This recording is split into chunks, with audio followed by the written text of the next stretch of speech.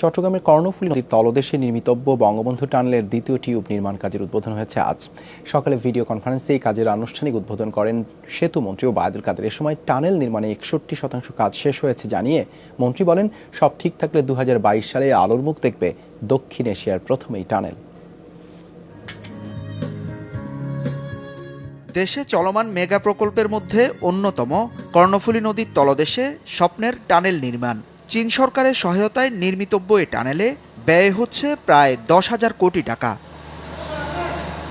টানেলের প্রায় ৩.৫ কিলোমিটার দৈর্ঘ্যের দুটি টিউব যোগ করবে নদীর দুই প্রান্ত, যার একটি দিয়ে চট্টগ্রাম থেকে কক্সবাজারমুখী যানবাহন যাবে আর অন্যটি দিয়ে আসবে।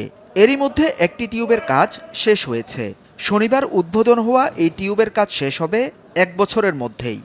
আশা করতেছি যেহেতু আমাদের অভিজ্ঞতা হয়েছে, আমরা আমাদের টার্গেট হচ্ছে আগামী ১ বছরের মধ্যে এইটা ইনশাল্লাহ শেষ করব।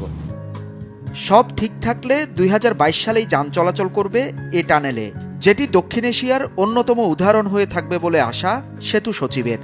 টানেল হবে আমাদের দেশের মধ্যে অন্যতম একটি সেরা উদাহরণ যে আমরা লক্ষ্যমাত্রা অনুযায়ী যে ব্যয় নির্ধারণ করা হয়েছে সেই ব্যয়ের মধ্যে সীমাবদ্ধ থেকেই আমরা এই প্রকল্পটি এটার গুণগত মান বজায় রেখে সমাপ্ত করতে সক্ষম হব। এ সময় সেতুমন্ত্রী বলেন, টানেলটি চট্টগ্রাম শহরের সাথে কক্সবাজার মেরিন ড্রাইভ সড়ক, এশিয়ান হাইওয়ে এবং মহেশখালী গভীর সমুদ্র বন্দর সড়ককে সংযুক্ত করবে। এ অঞ্চলের পর্যটন ও অর্থনৈতিক উন্নয়নকে মাথায় রেখেই টানেলটি নির্মাণ করছে সরকার।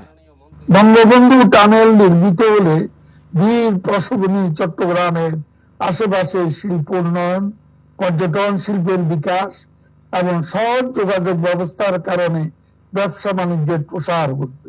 মহানগরের সাথে দক্ষিণ চট্টগ্রাম সহ পুরো কক্সবাজার নিয়ে আমরা যে এশিয়ান হাইওয়ে যেটা একটা স্বপ্ন দেখছি, এটা কিন্তু আমার মনে হয় ইনশাল্লাহ সেটা বাস্তবে রূপ নেবে।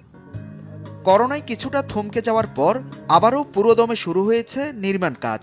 করোনার ক্ষতি পুষিয়ে ওঠার সর্বোচ্চ চেষ্টা চলছে বলেও জানান প্রকল্প সংশ্লিষ্টরা। হুসাইন জিয়াদ, যমুনা নিউজ, চট্টগ্রাম।